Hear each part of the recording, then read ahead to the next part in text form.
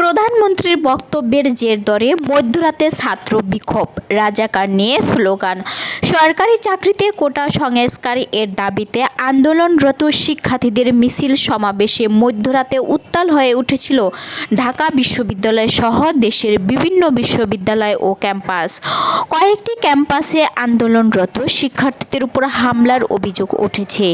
সংবাদ সম্মেলনে প্রধানমন্ত্রী শেখ হাসিনার দেওয়া বক্তব্যের প্রতিবাদ জানাতে ঢাকা বিশ্ববিদ্যালয় মিছিলকারীরা আবাসিক হলগুলো থেকে বেরিয়ে এসে তুমি কে আমি কে, রাজাকার রাজাকার, কে বলেছে সরকার সরকার, চাইতে গেলাম অধিকার, হয়ে গেলাম রাজাকার এবং কোটা নয় মেধা মেধা মেধা এই ধরনের স্লোগান দিয়ে মিছিল করতে থাকে।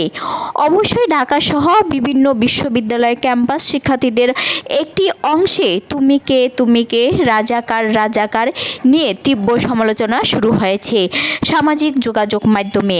ছাত্ররা অবশ্যই বলেছে প্রধানমন্ত্রী সবাইকে রাজাকার বলায় তারা এমন স্লোগান দিয়েছে।